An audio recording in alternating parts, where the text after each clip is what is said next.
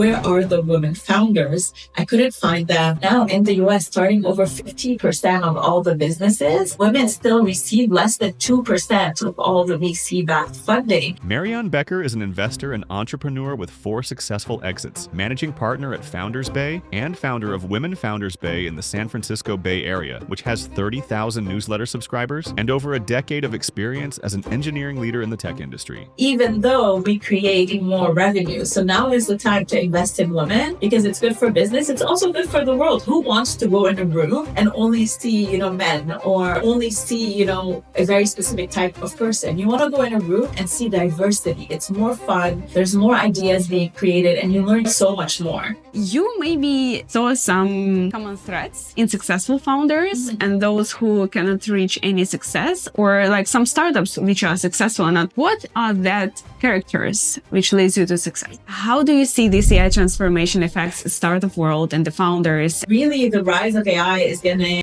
give the rise of the solopreneur, whereas you can build now like $1 billion company with less people and less resources. How actually you're down to some real results. So hello everyone. Today I have a very special guest. It's Mariane Bekker.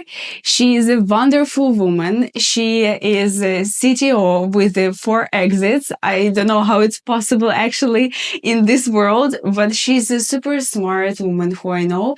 As well, she is a wonderful leader. She has lots of ventures. Thank you so much for joining today. Took this time to discuss with us some very great topics. So thank you so much. Yeah, I'm so excited to be here. Thank you for the kind introduction, and I love having you part of the community. So always happy to. Yeah, thank you so much. I remember when we met, I was a part of some event and it was some female in tech event, and it was such a great community. And I remember we were driving in the taxi with another girl who was a part of the community, who was a part of the event, and we were discussing how kind and warm was the event. It was just such a refreshing experience. So thank you so much for doing that. Because, it's pretty hard, to be honest, to be a woman in tech. That's true. Can you share with us what was the beginning of your journey and how you came to the point where you are right now? Definitely. So I started my journey as a coder. So I studied software engineering in college. I was in Montreal and it was too cold for me to just stay there. So as soon as I graduated, I moved here to the Bay Area, partly to escape the winter, but also to be in tech.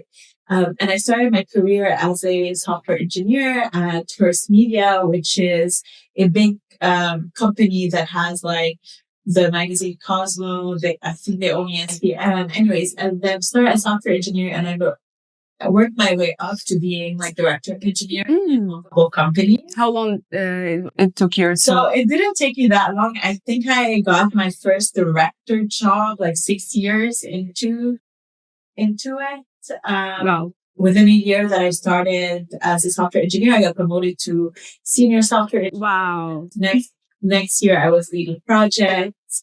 So I grew fairly fast. And also I got pretty lucky because every single company that I joined, we ended up exiting. Maybe it's just because you joined them and then they have a chance to exit. It was a great time. And then my last job, I was a director of engineering at MindBody. And throughout my career, I've always found myself being the only woman in the room.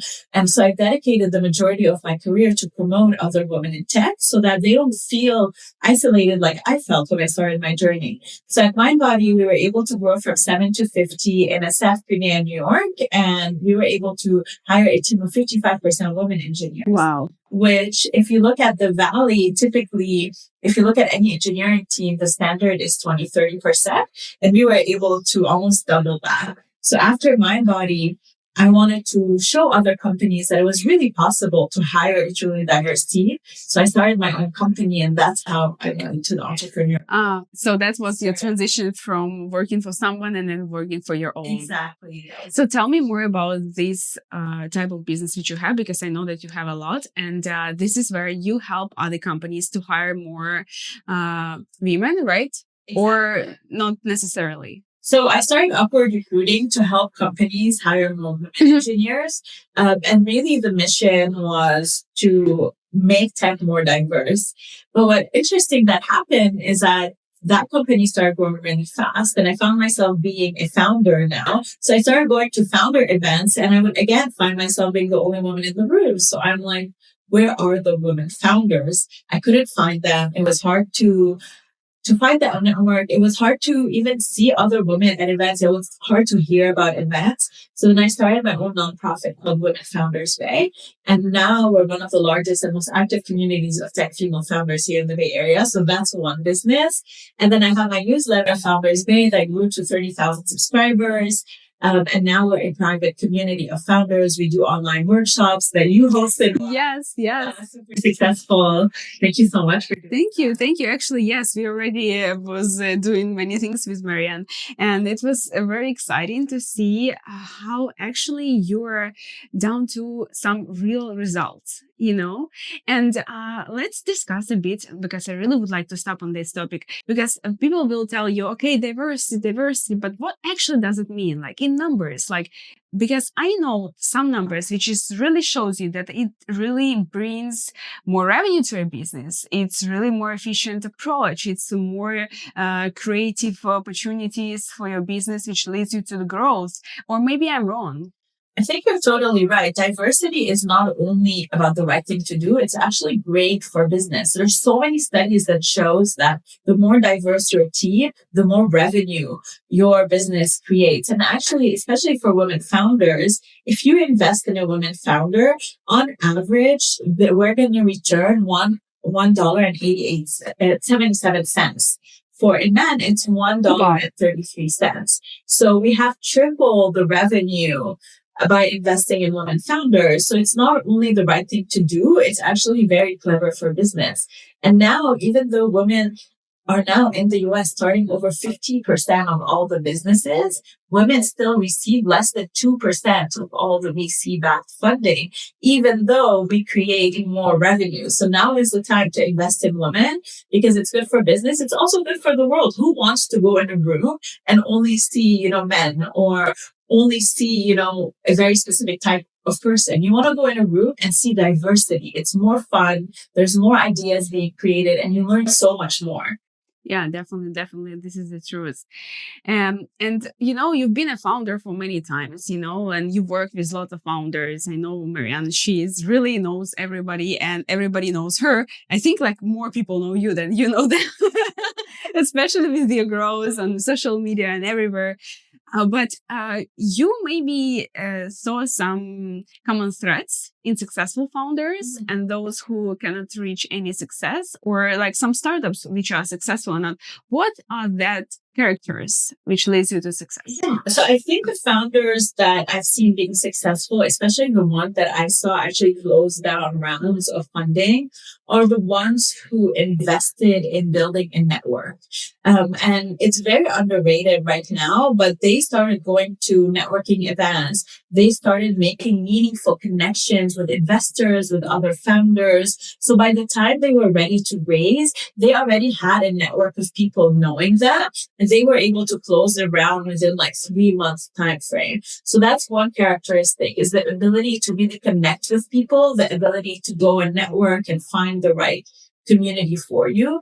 The second one that I saw is this thing that I call the hustling factor. Mm-hmm. So as a founder, you have multiple hats to wear, right? You need to do sales, you need to do marketing, you need to do product, and you can't be an expert in any of them. But the ones that I've seen successful are the ones who are able to say, okay, I have this problem. How will I solve it? Who do I talk to solve it? And figuring out a way to just keep moving forward and not being kind of paralyzed by the uncertainty that is ahead of them. But this real problem of being paralyzed, I went through some journey, like being the founder of multiple startups. And I remember the moment when I really was paralyzed, because it was such an experience where I don't know so many answers. I need so many things at the same time and I just stuck. I don't know what to do. It's very hard to deal with, but it's better to make the wrong decision than make no decision, because you learn from your wrong decision. But then if you don't make any decision and you're paralyzed, then that just lives in your head and you don't learn from it. So it's better to execute fast, move fast, fail often, but then learn from it and then succeed the next time you try. I'm sure that you also have some challenging moments in your career. Can you please share about that and how you overcome that? Which helped you? Yeah, I had multiple challenging problems in my career, but I think the first one was really get promoted at a role that I was taking on more responsibilities. And I think a lot of the women face that where, they start producing more than their counterpart, but yet you see all the people getting promoted around you, but then you don't get promoted. And that was a struggle for me because I was already, I wanted the lead engineer title. I was already leading engineering teams. I helped the company basically revamp their entire engineering processes. We were more connected, but then yet my counterpart who was on another team got promoted and I didn't. And then I realized at that point, the reason why is because that person, that man, was extremely popular. He would go with the guy engineer, he would go have beers, he would play games. And I wasn't part of that circle just because at that point I had my family I had to go back to. And I really struggled with that because no matter how much I explained that I deserved that promotion, I wasn't getting it. And at the end of the day, once I realized that this is more popularity concert, I ended up leaving the company and I went to another company that gave me like 3 titles.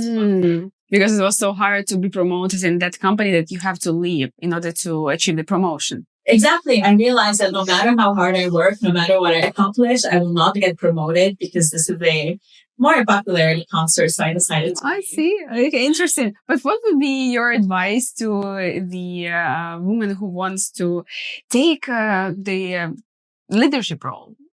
Yeah, definitely. So to take a leadership role, again, start taking on more challenges that you are given. Let's say you are given a project and that project is easy. You're super happy because you feel comfortable in that. Do that project, do it well, but then ask for a more complicated project. Never be okay with comfort, right? So next time you hear about a project that maybe is 2 levels above you, go and ask to be on that project, either as the lead or even as kind of an observer to that project. Another thing, to be promoted to management roles, really the thing that you need is develop your leadership skill, your empathy. So you can always go and ask your manager, hey, can I go and mentor an intern? Can I mentor this person? Try to get those leadership skills, whether it's mentorship, it's growing other people's career, it's leading projects. And the more you do it, the more skill set you're going to have and the more visible you're going to be. And then once that promotion opportunity is ready, people already in their head know that you've been working towards that. So they'll reach out to you for it. I see. Yeah. So my next question would be about, of course, AI. AI is a huge thing right now, right? It's not a buzzword anymore. It's a real thing, which really could be implemented in business. What I am doing with my team, right? I'm sure that you are doing lots of things connecting to AI. And how do you see this AI transformation affects the startup world and the founders? And is it helping, or it's really becomes even more challenging to launch anything? Yeah, I think AI is a game changer for all of us. So AI is going to allow founders to be 10x more productive. So that means that AI is going to help you in marketing, right? As you said, AI is going to help you with sales lead. It's going to help you with content creation. It's going to even help you with accounting, and it's also going to help you develop your product. So in the past, I'm an engineer, so I'm going to talk a little bit about my perspective. In order to build an MVP for a startup, it used to take someone like 3 to 6 months, maybe a team of 4 engineers. Now with AI, someone can develop an MVP in 8 weeks or less with 1 engineer. So really the rise of AI is going to give the rise of the solopreneur, whereas you can build now like $1 billion company with less people and less resources than in the past. So I'm super excited about all the opportunities that is going to unlock. What do you think about funding? Because it was a very hard economic time. And right now, for aspiring founders, what would be your advice regarding the investments and what they should have or to do in order to attract investors and close that funding round? Yeah. So I think in the last 2 years, fundraising definitely has slowed down, and it was harder to raise if you didn't have like good traction. But I think now, starting in January, especially with the interest rates going down, we're going to see a boom again in San Francisco and Silicon Valley. What that means is that there's going to be a lot of money getting poured into startups. So now is a great time to start thinking about fundraising. But because of the economic downturn that we're experiencing, investors are more wary on what to invest. That means that your business has to be really solid. So for startups, what I recommend for founders is to start building traction. And you can build traction if you're doing B2B either by letter of intent, which means that customers want to buy from you, even if you haven't closed that deal. You can build it by having a huge wait list. You can build it by having a huge social media audience. So start building that traction. So when you go to investor, you can wow them with what you already accomplished. Yeah, that's definitely the case. And I really, really take the same approach right now with all my things, ventures and projects. That first, you also have to validate for yourself to be sure that you are not spending and burdening your time, your life just for nothing, for what is not needed in this life, right? So my next question would be, of course, a bit of going back in time. And if you can give an advice to a younger self, what it would be? I would say if I had to give an advice for my younger self, it would be to not settle for anything less than you deserve. So in life, you're going to meet or you're going to be in a situation where you're not always either taken seriously or you're not treated well with respect. And every time you're in this situation, actually, your career slows down, right? Because you are being filled with doubts. You are being filled with toxicity in your life. So if I had to go back in time, I would tell my younger self that sometimes you're put in bad situations. And even though you're trying your best to solve it, sometimes it's out of your control, and remove yourself from this situation, whether it's a, toxic coworker, toxic a friend, anything that is toxic in your life. Try to remove yourself from those situations so that you can grow faster. But actually, it requires, I think, courage and understanding, a lot of understanding what is going on in the connection and the relationship in order to take a step back and look from helicopter view. Because once you're in the situation, it's very hard. Exactly. Right? Once you're in the situation, it's very hard to know that you're in it. Yes. Trust your gut. Like if it feels that something is wrong and you're trying to solve it, but it's not being solved, it's okay to just, a lot of time us women were like, okay, don't give up. Just stay in, try your hard, try to do better. Yeah. But I think sometimes a situation is not in your control, and it's better to remove yourself completely from it and don't waste your energy. Put your energy into growing your company or something else. Okay, the next question is, what is one thing which people really don't know about you, and once they know, they're really surprised? I think a lot of people don't know that I'm a single mom of 2 kids.